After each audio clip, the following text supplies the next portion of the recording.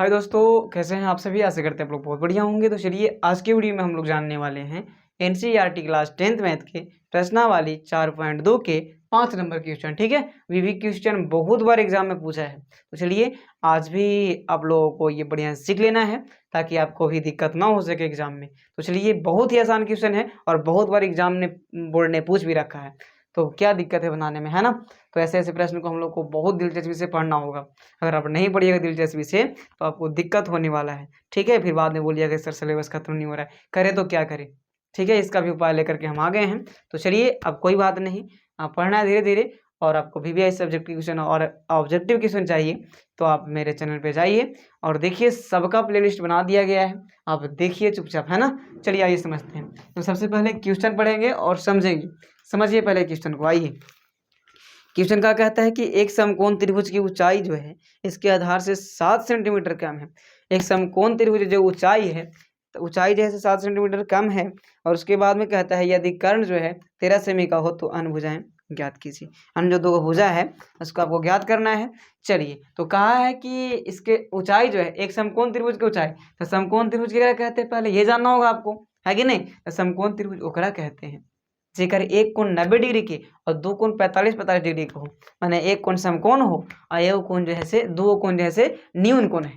क्या हो, दो को न्यून कोण और एगो समकोण, यानी कि 90 डिग्री का होगा। ठीक है, समझ में आ रहा बात।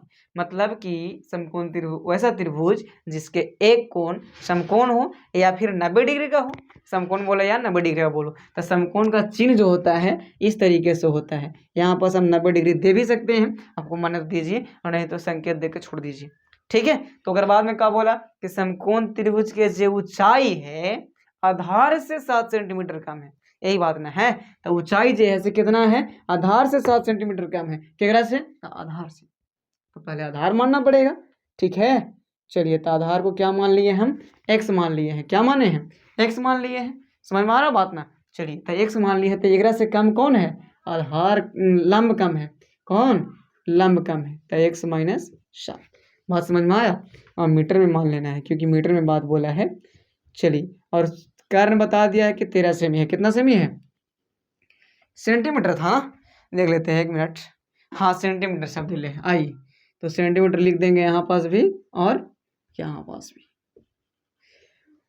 और यहाँ पास तो सेंटीमीटर था ही और यहाँ मीटर दे दिए हैं। चलिए, सेंटीमीटर होगा। देखिए ध्यान से समझिएगा, हम पहले ही मान रखे थे क्योंकि आपको टाइम जैसे कम लग सके। आइए समझते हैं। मान लेना है कि माना कि समकोण त्रिभुज का जो आधार है 1 सेंटीमीटर है, तो हम आधार पहले क्यों माने, लंब क्यों नहीं माने, क्योंकि बोल रहा था आधार से 7 सेंटीमीटर कम है। कौन, तो लंब। अरे बापे से ना बेटा कम होगा, तो पहले बापे ना आया होगा क्या यार। चलो देखो इधर, माना कि का मानना है कि समकोण त्रिभुज के आधार बराबर कौन सी है, 1 सेंटीमीटर आधार मान लिए, तब ने से हम लोग कंपेयर करेंगे कि कितना कम कौन है।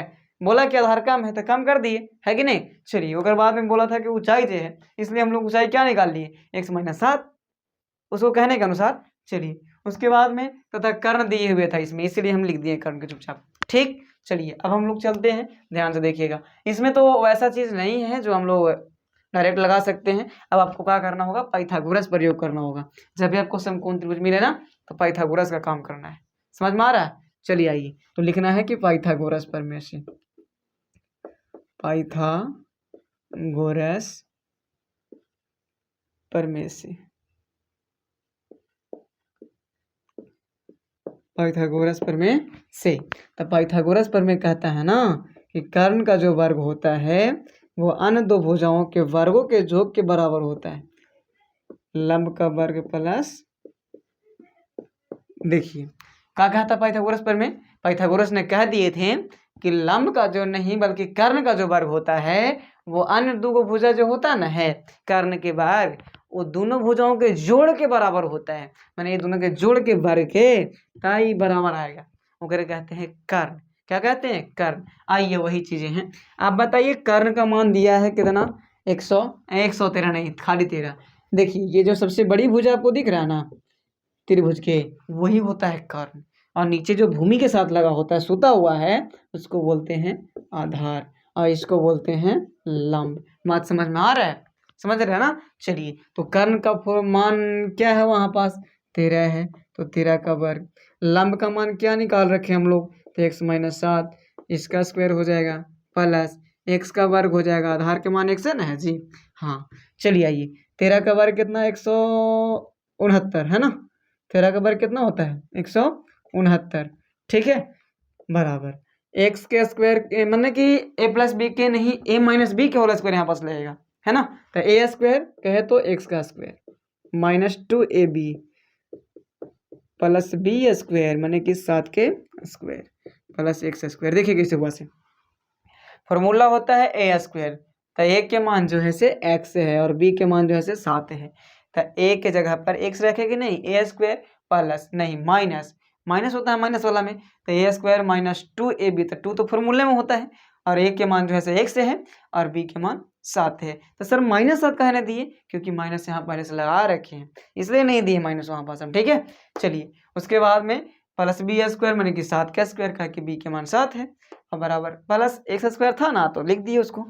आइए 169 का लिख देते हैं, 169 बराबर हो जाएगा एक्स स्क्वायर माइनस 2 में 7 से गुना कर लो 14 और एक्स है तो एक्स, प्लस 7 का स्क्वायर कितना होता है 49 और प्लस एक्स स्क्वायर का एक्स स्क्वायर। ओके 169 बराबर यहाँ पास एक्स स्क्वायर और एक्स स्क्वायर दोनों जोड़ दो, ये और ये है ना, तो क्या हो जाएगा, तो आपके पास 2x स्क्वायर हो जाएगा माइनस 14x और प्लस 49 को 49 रहने देते हैं, ठीक है। ये तो लिख ही दिए जोड़ करके, है कि ना। चलो अब 169 जो है ये कम करते हैं, पलटी मार देते हैं, इसको ले आते हैं इधर, 169 माइनस 49 बराबर 2x स्क्वायर माइनस 14x। कोई दिक्कत, खाली 49 को खींच के लाए इधर, ठीक है। चलिए तो 169 में से 49 जाएगा, 9 में से 9 गया 0, और 16 में 6 में से 4 गया तो कितना बचेगा, 2 बचेगा, और एक का एक 120 बच गया ना, बराबर कितना 2x स्क्वायर और माइनस 14x। ओके चलिए एक काम करते हैं, पहले कॉमन ले लो तो कट जाएगा, ये छोटा हो जाएगा, है ना। देखो 120 का रहने दो 120 बराबर, यहाँ पास 2 तो कॉमन हो सकता है नहीं, क्योंकि 14 से 2 कटता है, 2 से 14 कटता है, तो यहाँ पास बचेगा एक्स स्क्वायर माइनस 7x, ठीक यही ना। अब 2 से इसको काट सकते हैं आप, क्योंकि ये जो गुना में है ये आएगा भागा में, तो ला के काटिए या फिर ऐसे काटिए चलेगा, यानी कि 60 आ गया, कितना आ गया 60 आएगा, 60 बराबर आपको बच गया एक्स स्क्वायर माइनस 7x। कोई दिक्कत, इसको सीधा करने आपको आता होगा कि एक्स स्क्वायर माइनस 7x और माइनस 60 बराबर 0। कैसे 0, देखिए समझते हैं, ये सेम टू सेम लिख दिए इधर, उसके बाद एक बराबर होता है, तो बराबर के उधर था 60, तो ले आए बराबर के, देखिए बराबर के उस साइड था, कहाँ था उस साइड, तो ले गए अंदर माने कि इस साइड, तो क्या हो जाएगा माइनस में 60 होगा, है ना। चलिए अब हम लोग करते हैं 12 25 60, और 12 में से 5 गया 7, होता है ना, ऐसे होगा। देखिए एक्स स्क्वायर माइनस 12x और प्लस 5x और माइनस 60 बराबर 0, यही इसका गुणनखंड होगा, ठीक। तो x कॉमन ले लेंगे तो x बचेगा माइनस 12, इसके बाद में प्लस 5 कॉमन ले लो और x माइनस 12 बराबर 0, ठीक है। अब देखो ये दोनों सेम मिल रहा है ना, तो x माइनस 12 कॉमन ले लो यहाँ पास, ठीक है, 12 कॉमन जब ले लिया x माइनस, तब बच गया x प्लस 5 यहाँ पास ना, आवा बराबर 0, तो x माइनस 12 बराबर 0 और x प्लस 5 बराबर 0, तो x बराबर यहाँ का हो जाएगा प्लस 12 और x बराबर माइनस 5। तो देखिए माइनस वाला तो आपको लेना नहीं है, पहले ही बता चुके हैं हम, आपको कुछ और लेना है तो प्लस वाला लेना है, ठीक है। यानी कि x का मान जो आ गया, आधार का मान जो आ गया, क्या आ गया 12 सेमी आ गया, क्या आ गया 12 सेमी। तो 12 सेमी जब आधार के मान आ गया, तब पहला भुजा के तो एक भुजा का तो मान निकल गया, तो एक और निकालना है, केकरा तेकरा, तो x माइनस 7 नहीं जी, तो x माइनस 7 लंब है, तो 7 है तो क्या दिक्कत है, x का मान कितना है 12 और माइनस 7 माने कि 12 में से 7 गया तो कितना बचेगा 5, तो इसका हो गया 5 सेमी। तो लास्ट में आपको लिखना है कि अतः अनदोभुजा का मान जो होगा, अनदोभुजा मतलब कहना है कि लंब बराबर 5 सेंटीमीटर और आधार बराबर का होगा, ऐसे लिख दीजिएगा, अतः अन्य दो भुजा का मान